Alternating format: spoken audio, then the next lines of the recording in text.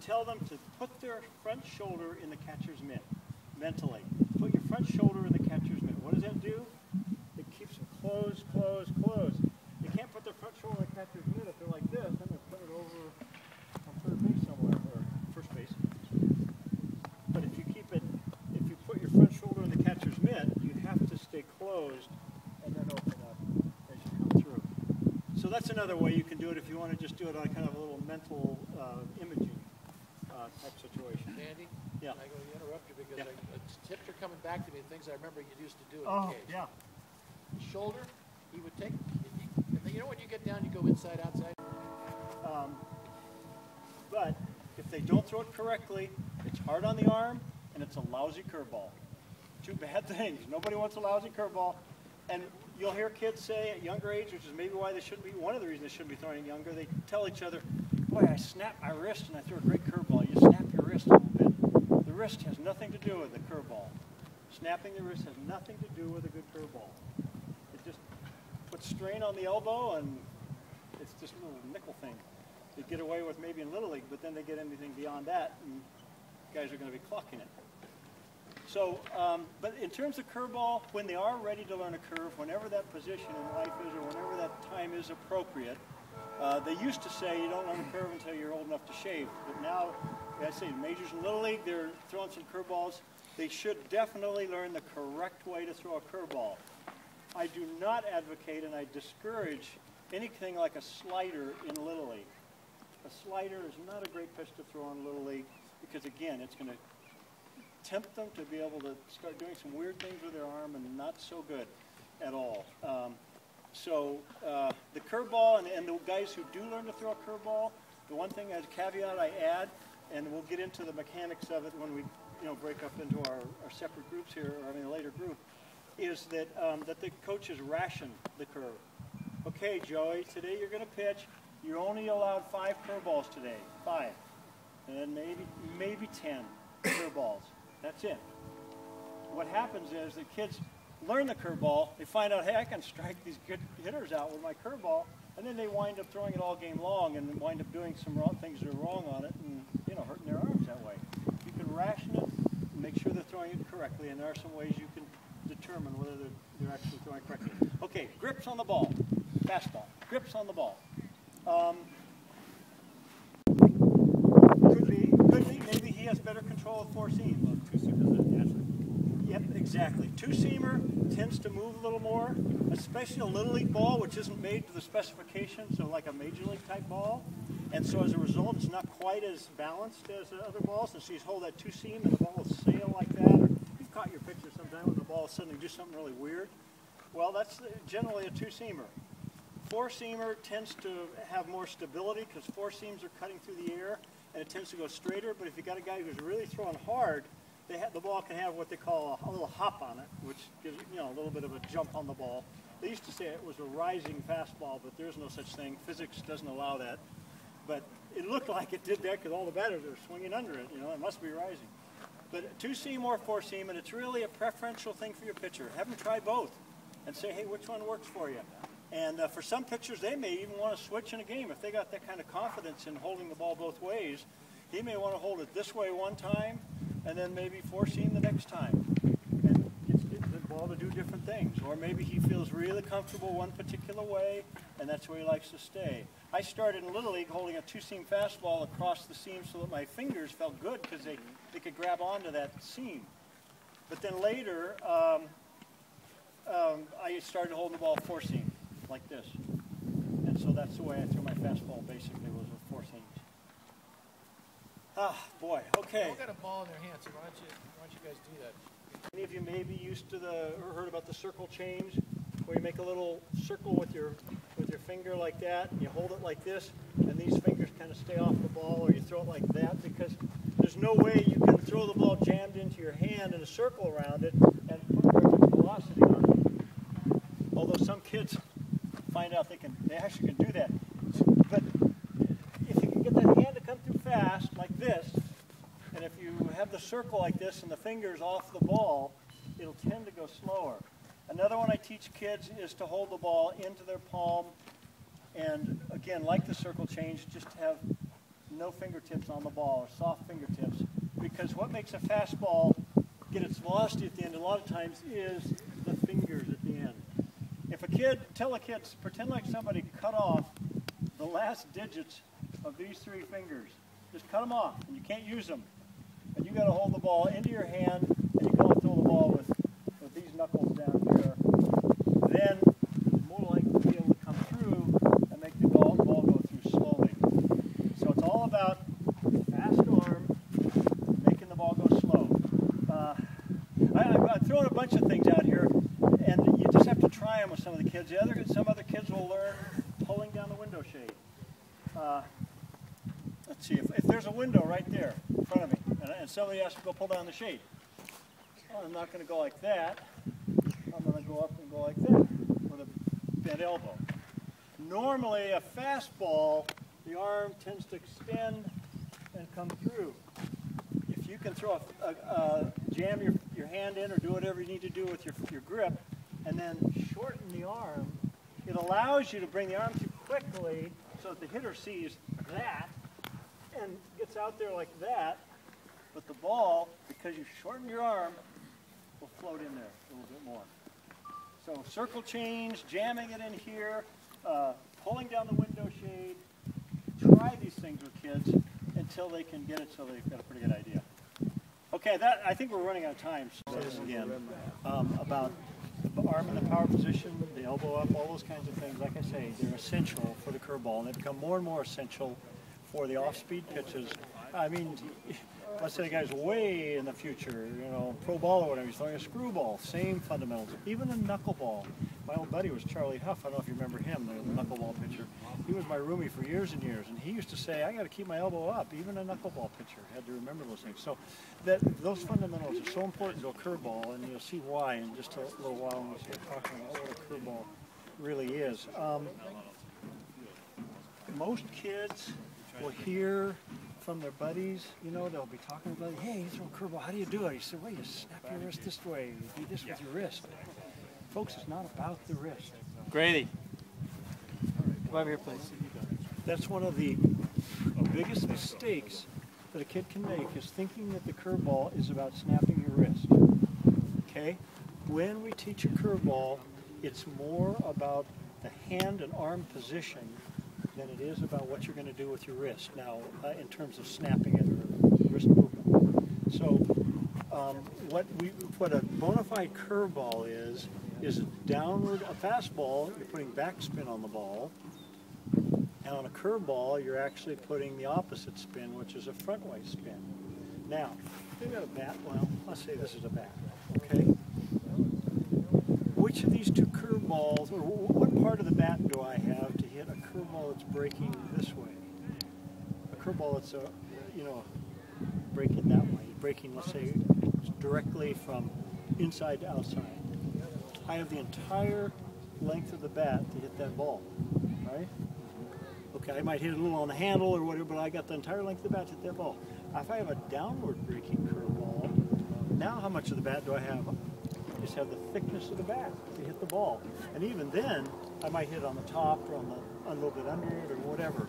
So the downward breaking curveball is by far the toughest pitch to hit. Downward breaking curveball. You watch ball games on TV and you see that, downward breaking curve. Some pitchers are built so that it's easy to get the downward rotation, and there are other pitchers who may be a little bit more muscular, that's a little bit tougher, but they can still learn to get some downward break on it. I'm going to go through the way that I start kids when they say I want to learn how to throw a curveball, and this is kind of what we do to get this happening. Great, here's okay. Just try. Maybe we're going to try this, okay? Here's what I want you to do. First, I want you to put your mitt and the ball down. Okay. Now, I want you to pretend like you're a karate expert, and you're going to take a karate chop on your hand. You're going to go hi-ya like that. Go ahead. Hi-ya like that. That's it. Take your hand right like this. Karate chop. That's it. Like that. Boom. Okay. The curveball is a karate chop, and I'm going to have Grady. With a G, that's my thought. I'm going to have Grady throw me some karate chops, Okay? That's what I'm going to do. We're going to go like this. I'm going to have you hold the ball with your whole hand, thumb underneath, and I'm going to have you karate chop the ball to me. Okay? So what we're going to do, I don't care where it goes. Mine will probably go all over the place too. But I don't care where it goes. I'm not interested in how accurately you're throwing it right now. All I'm interested in is whether you're going to be that karate chop. But on a day like today, you need to get some moisture in your hand. So you're going to take the ball, and like the karate chop with the fingers on top of the ball, the hand on top of the ball, I'm going to have you go like that. That's all you're going to do is just put your hand up like that and just bring it forward. Not quite. You tried to snap your wrist a little bit. I'm going to have you, when you did the karate chop, we put the wrist in a little bit, didn't we? And we went like that. Okay? So the wrist is going to kind of make a little bit of an L. Hands are like this, and all you're going to do, and that real slowly, just like that. That's all I'm going to do. I can catch it barehanded. I want you just to, well, kind of, but you're still wanting to do this. Okay. I'm going to put your hand back, grab the ball with the whole hand, karate chop. You're going to go like, you're going to bring it back like this. You're just going to do a karate chop. The ball's going to come out like that. The ball comes up over the top of the ball? That's right. Not the thumb. Let's leave the thumb underneath. The ball is going to come out between the fingers and the thumb like that. Like over a waterfall. It's going to come out just like that. So if everybody can watch, my thumb stays under. Oops. Like I said, it'll go anywhere. But the idea is it's going to come out like this. In the beginning, I guess, when you're going to go like this, the thumb will kind of, with the karate chop. That's better, a little bit better. We're just going to karate chop it. Perfect. All right. Wow. Once again. Okay, do it again. Same way. Perfect. Perfect. All right. Now, do you see the downward rotation on that ball? Same thing, Grady. Same thing. Not bad. Not bad. Downward. There, perfect. Look at this guy. He's got it. All right. Right. Excellent. See that, guys? That's getting that downward rotation. Downward rotation. Okay, good. And remember, we're not going to snap the wrist. All we're doing is just letting the ball come right out like the karate chop. Right, because see, when I did that, I didn't try to go like that. The minute the guy tries to do like that, what happens? The arm, the fingers get on the side, and the ball goes like that, and what happens? It has a little kind of a corkscrew spin, which is what they used to call a nickel curve, which is a lousy curve, and it's one that 90% of your little leaguers are probably throwing today. So the ball's on top, and we're just karate chopping it straight down. Okay, not bad. Once again, same. Perfect. See that? Downward rotation. That's what we're looking for. That's one of the three big elements in a curveball is rotation. That's the #1 element. Okay, good. Whoops. I don't care where it comes out, like I say. Okay, good. All I'm interested in is rotation. Once again, same way. Perfect. Okay. All right. And now we're going to kind of speed the sequence up here a little bit. Now let's say Grady has just done that for a practice, or gotten, so he's really good at that karate chop. Fingers are on top, thumb is underneath, like that. So he's really gotten that good. Now what I'm going to have you do, Grady, is I'm going to have you drop these two fingers down to there. Yep, you're just going to take those two fingers, last two, and drop them down. We're still doing a karate chop. Okay, see if you can do it. Still a karate chop. Good, outstanding. Look at that, see that? Okay, excellent. That's it. Okay. Not bad, only you tried to do a little bit of that and started to go a little bit cockeyed. We want that waterfall downward. They call it 12 to 6 rotation, and it's a good way to start, to try to get as close to 12 o'clock to 6 o'clock. But in the end, it'll probably have a little bit of this, which is not bad. Later on, it becomes a good down and a cross curve. But in the beginning, we want that 12 to 6 rotation to the extent we can. Now, Grady, I'm going to have to do one other thing that's critical to pitching. And I know that we're just starting here, but I want you to see if you can do the same thing. Instead of your hand right close to your head, I want your hand away from your head, okay? And again, it's that arm up, not the V, but the L. You've tried to move your hand. No, so just put the hand back here, and then just bring it forward with the two fingers. Just put it back there. Yeah, kind of, only you're still wanting to go like that. Karate chop. Over here, and we're just going to do the karate chop. Same way, fingers are on top. Better, let's try it again, fingers right on top, like that. Okay, not bad, okay, that's the idea. Karate chop. Better, okay, better. Not bad, now let's go back to the whole hand again. If you find that the ball starts to go a little weird with the two fingers, go back to the whole hand again. Okay, we're still, the karate chop, remember that hand's right on top, karate chop, just like when we started in the beginning, hitting your hand. Okay, not bad, we're still wanting to get the hand right up on top, the whole hand. Not bad, okay, okay, okay, you're throwing it nice and easy. That time you look like you tried to do something with your wrist. The main thing about a curveball is what you're doing is positioning the wrist, positioning it, and letting it stay right there. Boom. Are you holding it on the seams when you? Well, the seams. Where do you want to hold it? Yeah, we'll talk about how to hold it. Some, you know, I used to prefer holding it so my fingers were against the seams, right, something to grab onto. But those are grips on the curveball we can talk about in a second. But right now, the most important thing is the rotation of the ball. So instead of doing some with the wrist, we're positioning the wrist, just bringing the arm through. Positioning the wrist, and bringing the arm through. Positioning, bringing it through. There, that was it. Perfect. Good. Excellent. Once again. Same way. Same way. Not bad. Not bad. Not bad. And you start with that karate chop, and if they start losing the rotation, you go back to the karate chop. Back to the karate chop. How can you tell if a curveball is not a good curve? Is if you can see a little red button on the ball when it's spinning it toward you. Yeah, they call it hitters, good hitters later on. You'll be able to see that button, and immediately they'll hold back and they'll cream it.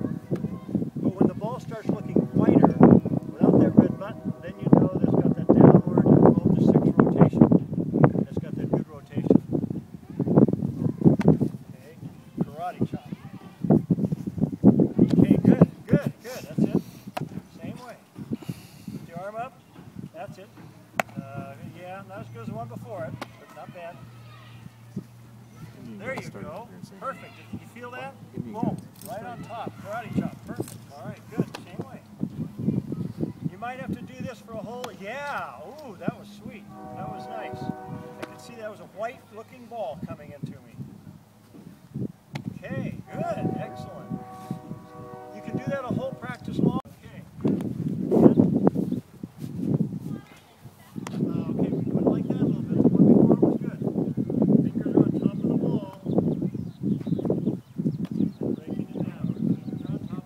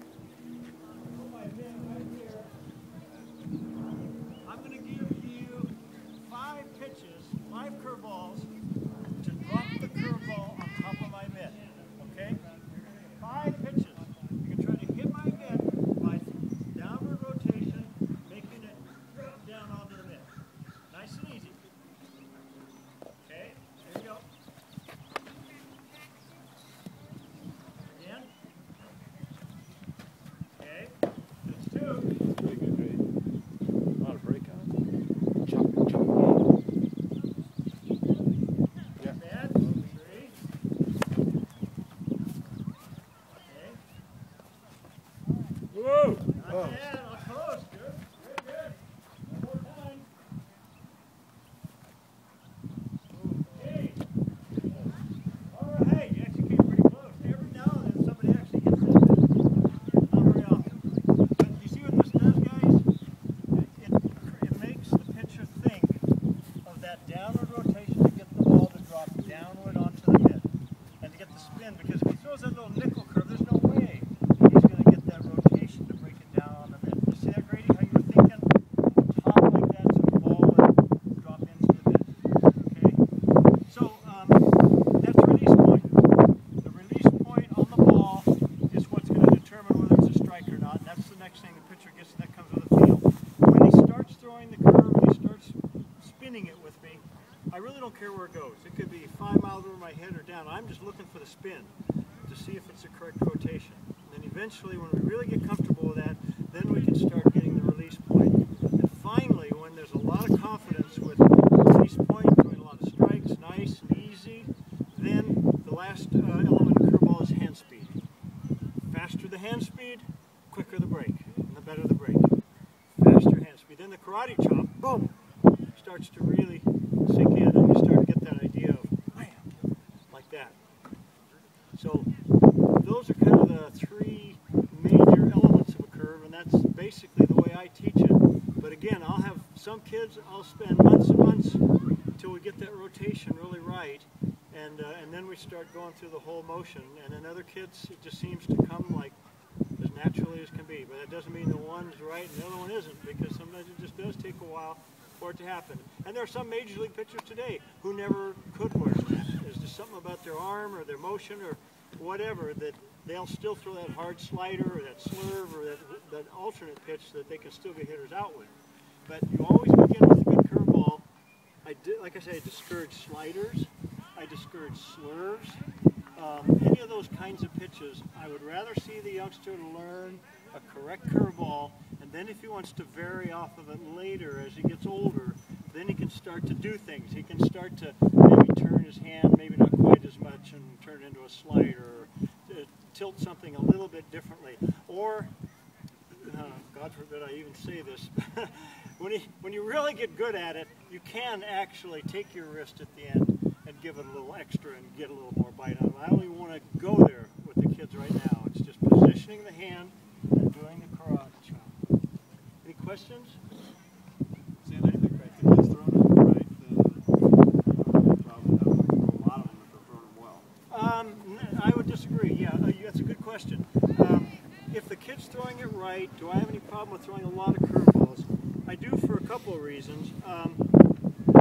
Number one, I do think that coaches should ration the curveball. Once the kid learns to throw a good curve, I have them ration the curve, and when a game comes up, they'll say, or a practice even when they're thrown to a catcher or whatever, I'll say, okay, Jimmy, you can only throw 5 curveballs today's game, or 7 curveballs in this warm-up, or whatever. Because what a lot of kids will do is they will suddenly discover, if they've got a pretty decent one, that they can get a lot of hitters out this way. And pretty soon after a while, they're throwing all curveballs. And that can eventually, if they throw a couple of them incorrectly or whatever, create some problems. So I just have them, if they throw it correctly, it should not hurt the arm. Boom, that karate chop like that. But again, I would rather ration it. And the kids you hear having arm problems are the ones who threw a ton of curveballs. When I was in Little League, I threw a lot of curveballs. I happened to throw it correctly, but I was throwing so many of them to some of the good hitters that I wound up having some elbow problems when I was in my final year of Little League. Because I threw so many of them, because it was a good weapon. But if you can ration it, then it's not the curveball, but it's the incorrect way of throwing it. It really makes the difference. And you can just see with a fastball. If you throw a fastball incorrectly, it can hurt your elbow, shoulder, etc. So it's all about the correct mechanics of throwing it. Other questions? Just out of curiosity, what's a screwball? What's a screwball? Yeah, that's a very, very difficult pitch to throw. You almost have to have a freakish arm to do it. I played with Jim Brewer, who was one of the best screwball pitchers of his day. And to this, I can't actually do it. But what a screwball is, if a curveball is this, a screwball is that. Oh. so that you're actually turning your elbow and your wrist the opposite way. Remember we said this side of the elbow? Now we're actually going that way, so it's almost this side of the arm, like that. So is that like a right-hander's right. curve? It'll break into a right-handed hitter, and if it's a really good one, it'll break down and in. Yeah. And a left-handed hitter, you know, there's a lefty thinking, you know, and you get that right-handed hitter to a left-handed pitcher breaks away from him, to a right-handed hitter breaks into him. Yeah. Don Sutton, whom I pitched with, threw a good screwball. He had a good one, but Brewer had an outstanding one. You get these right-handed hitters that think, oh, left-handed pitcher, this looks like it'll be easy, and he'd throw that thing, and it would really have him baffled. That's a screwball, and that's one where you almost, I don't even know what to tell you about a kid. He'd have to be in like post-high school or college or whatever, and just happen to have the kind of arm that he could do that and make it work. Now, sometimes with a changeup, when a guy gets older, I will ask them to turn it over a little bit. Sometimes they can turn their changeup over a slight bit, like this, and get a little fade with it. But that's not what you really call a bona fide screwball. Anything else on the curveballs or anything else I said earlier? Does this make sense? It's